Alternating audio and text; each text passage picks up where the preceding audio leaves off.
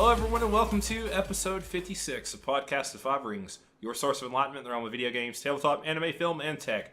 Each episode of Podcast of Five Rings releases Monday mornings on iTunes and SoundCloud, and topic by topic, day by day on YouTube, with the full video releasing on Friday. To catch updates about the podcast or for other news, give us a follow on your social media platform of choice. Listen in the description below. I'm your host, GM, and overseer of Podcast of Five Rings, Obsidian, joined tonight, finally, once more. He has returned. The wall that will not fall, Tetsuo. Somebody's got to make sure the Shadowlands don't overrun that damn wall. Well, we were joking that you had fallen, finally, once and for all. The wall will not fall. The wall will fall once and for all. Hey, man. Stuff happens. Onis happen. Can. The Dark Fortune Duelist meta. What's up? And the Resident Wildcard Mao. Yo. So yeah, we're all back. Woo! The band's back together. Yeah, the boys are back in town. What's from Yaz? So real quick, Ted, since we didn't get to hear from you, what game are you most excited from? That was in E3. What are you most looking forward to? I don't know. Were you disappointed by E3 this year? I wouldn't say I was disappointed, because to be totally honest, I've never been one to really, really watch it. In fact, I think last year was the first time I really sat down and watched most of the panels. But I don't know, I tend to get hyped up either before or after E3, so like I'm already pretty hyped about Anthem. I'm pretty excited about a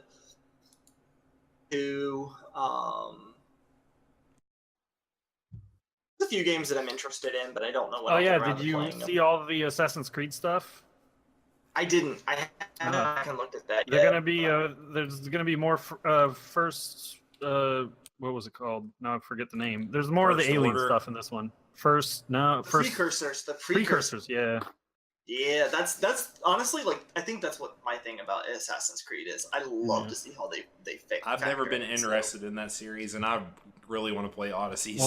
Well, now they've gone even more RPG with it. I think the battles look cool too. That's just me. So, shall we get into topics? Yeah. Matt is really excited to talk about his, so I'm gonna let him start out. Hold on a second, I gotta put. No, wait, hold on. Stall for time. I gotta put songs in the background. No, I gotta put on the pillows. Be done in post. No one's gonna hear him unless you put your phone up. But I need to know. I gotta listen to it. Or I the can pillows play are them. amazing. So if you know what the pillows are, you probably know what my topic is going to be. Because who could think the pillows without Fooly Cooly? Fooly Cooly. Fooly Cooly. We gotta talk about Fooly Cooly. But really, is Fooly Cooly really Fooly Cooly, or did you just Cooly for Fooly? I ended up watching Fooly Cooly, or FLCL, for, I guess, those who wouldn't know the name by the name, recently, and man, I rewatched it, and What is Fooly Cooly, Meta? I'm not telling you what Fooly Cooly is. Not for the audience's sake, nobody. If you don't know what Fooly Cooly is, get your head out of the ground and go watch it. So I seriously got the inspiration to watch it up. I was kind of just looking for a good anime to watch. It's Gainax, baby. And yeah, and I don't know, like I'm a little bit of like kind of disenfranchised with some of the animes that are coming out recently, and I'm not looking forward to really anything. So I was like, I want to watch something that I watched earlier on that I thought was really good. I haven't seen in a while. I saw Fooly Cooly, and I was like, that's it. And for those of you who don't know what Fooly Cooly is, Fooly Cooly was an anime that was made back in 2000 when time itself had just started, I assume. And it was a six-part series. It was done by the studio Production IG and Gainax. And it was just original video animation. There was no manga that's based off of. There's no light novel that it's based off. Believe it or not, they just decided to get some money together and make a show. And crazy. And the story is very simple in premise. It is essentially a coming of age story, which kind of follows this young boy about 12 years old, Naota. I think that's his name. I can't remember. Naota. I can't really remember the name of it either. Naota Nandaba. Yeah, it's Naota. Nandaba. Which I don't think they really ever say his last name. But he's essentially a 12-year-old boy who lives kind of in a very boring suburban life, who is suddenly kind of tossed into this wacky scenario by Haruko Yeah, after he gets hit by a girl with pink hair on a Vespa. at a Vespa with her guitar. Yeah. And she does it twice. And then there's a robot who shows up with a TV it comes head. out of his head. Yeah, it comes out of his head, and they fight a lot of things, and he's kind of got like guns and hands, and there's a giant. It's very iron. esoteric. Yeah, it's all over the place, and it was very wacky, but it was incredibly good. It's action, comedy, science fiction, all kind of splattered together in this wonderful, if odd, coming of age story that just kind of hits on so many points. That doesn't always make sense, and I don't want to get too deep into it just yet, but there was a lot of parts of it that just really were really lovable. And having watched it back then and having it watched it now, I gotta say this thing still holds up. But like, what about like when did you guys see this thing? Did you see it when it first came out, or Yeah, Toonami. I Back saw in when the it day. first came Or out. Adult Swim, I guess technically. Yeah, it would be Adult Swim. Yeah. It's funny that you say that you went back to watch this because I recently rewatched it about a month and a half ago with my wife who had never seen it before. I mean, it's a short rewatch. That is about the time that I went back and rewatched it. Yeah, you can knock it out real quick. Oh yeah, Like, you can. like This is 2.5-ish hours. It's 2.5. first It's literally a saw it movie's in, time. like 2011. Oh, wow. Maybe before that. Wow. 10, 9, I don't know, somewhere around there. Oh wow. Yeah, one of my it would have buddies showed aired it to over me. here for the first time in 2013 or 2003. I mean, Yeah, because I it would have believe it's aired English airing Yeah, date. it was also like right as I was getting into anime, like more seriously, and it was one of the first one. It was like one of my buddies who's not like super in anime randomly loves it. It's like his favorite anime, and he got me to watch it. It was a little bit too weird for me at first, so I went back and watched it years later when I became more of a fan of anime. And I still find it kind of meh personally, and I think it's really overrated.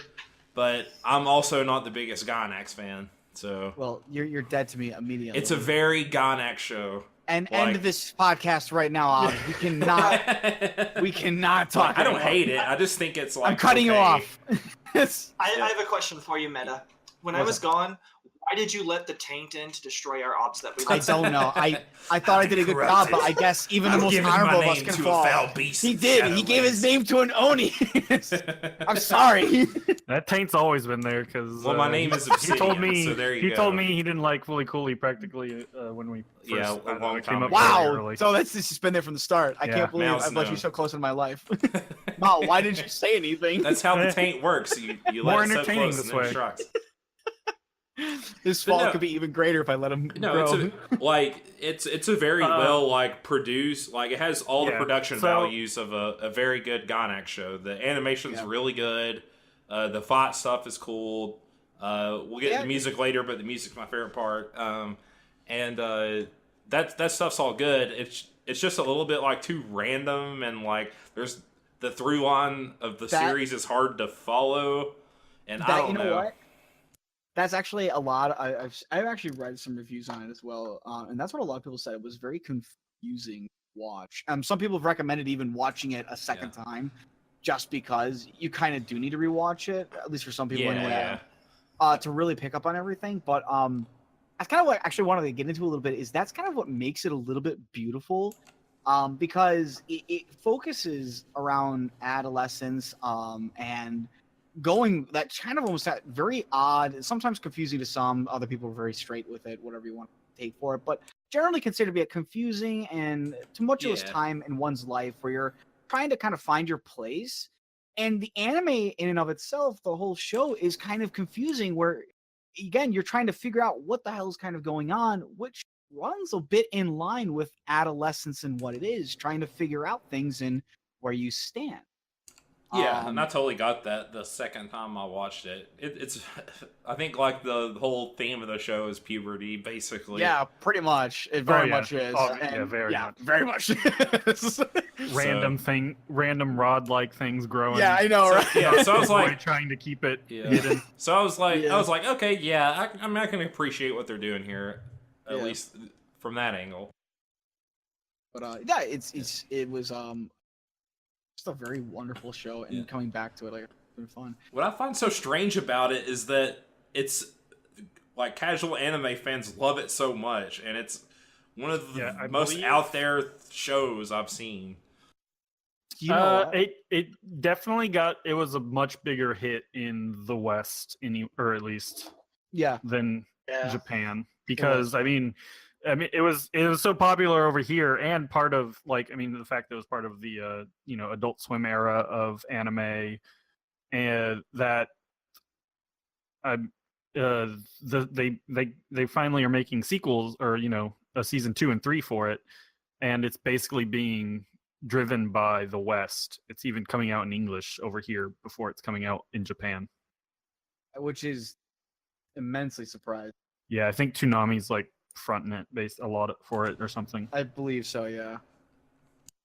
It's just Well, people have been clamoring for it for like literally Right. 15 years, so or more than that. So. Yeah, it was also like they were also testing a lot of technology at the time, so you get a lot of weird like styles changes. Like there's the time where it turns into like a manga, and then they also Yeah. copy South Park at some point, and Mm-hmm. Yeah. they did a lot of weird things with on that side of things too.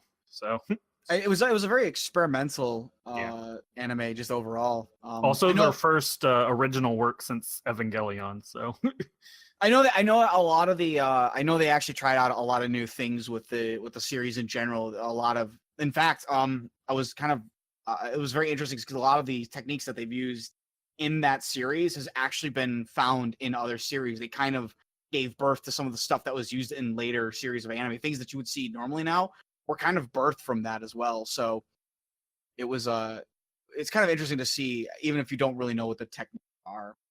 To know that is very fascinating. I'm trying to think of what was I'm looking through Galaxy's stuff now. There's something that came out a little bit before that, around that time, that is very much like the way it's directed. I wanted to see if it was the same director or not. That was also a Gainax show. It's like Kari Kano, I think. The director was the assistant director for Neo Genesis, and yeah, he did Fooly Cooly, and then he did the hit sequel to Gunbuster, or Die Buster. And he's basically only ever worked on this Evangelion, and then something called Dragon Dentist in 2017. Okay, now Ano actually did Kari Kano, which is crazy to me, but he's like the big Gainax director that everyone references. Yeah, Ano is the guy who did Fooly Cooly, actually directed that. Not Fooly, Neon Genesis, I believe. Yeah. Yeah. And like Gunbuster or whatever it's called. Yeah. But, it's got lots of weird like manga effects that Kari Kano does as well, but but yeah, what about the pillows, man? How about the pillows? They also have their own band for doing the whole soundtrack. Yep. Kind of very, I guess Cowboy Bebop's a really big popular Western one that also had its own band. So that's an interesting thing, I guess. I think the music itself just fit really well with what was going on. I mean, the music is great, in general, and then it fit really well with kind of what's going on. I Yeah. don't know how I can't not hear the pillows and start thinking of Fooly Cooly. The alternative, the pillows are like weird alternate rock. I don't know how to describe it, but yeah, I just get really that's what stuck with me when I watched the show more than anything. Was the music. The music is so good. They use it so well in the show too for the certain scenes and stuff, and it just gets stuck in your head. And I have lots of nostalgia for the pillows because I listened to that CD a whole lot. So It reminds me of like different points in time that aren't connected with Fooly Cooley, but I'm glad to see they're coming back and doing stuff with the Yeah, new they show. got the pillows for the return. Yep, they do. For both versions of. Yeah, which I'll end up watching. I'll probably wait till it's like the first part's done, and then I'll watch the second season. And then the third season, you said, is coming out next year, right? September. Oh, September. Okay. Yeah. So The yeah. second season's actually going on right now. Does it have Naota and them in it, or is it just It is Haruka? new main characters. It's new main character. Hana, what's her face? Haruka. Haruka is in it as a teacher, I believe. Okay, interesting. Yeah, she's like a bounty hunter, and she's looking for a pirate From space, yeah. Bounty It's- hunter from space. There's a lot of The things that don't pirates. really even get resolved. There's not, The and story's like not like It's not super really. tight. Yeah, It's not about that. It's exactly. a weird. Yeah. Like, Yeah. it's about Naota, who's just a normal boy on Earth, and like wouldn't have the resources to know about all of that stuff anyway. So you don't get to know about it. Yeah, because it's falling from his perspective, so to speak. So, but then it jumps everywhere. Doesn't she try to turn him into the pirate or whatever that she's looking for too at some point? It's never really explained, and you kind of have to Exactly. dig into like other stuff. But it's not that he turns into the Pirate King. It's that the Pirate King was actually hiding inside of him. Yeah, that's right. And she had an inkling that that was likely the case, but I mean, like you gotta see it at the end of the series. There's spoilers, I know. After 18 Yeah, I mean, years. it's really not the point.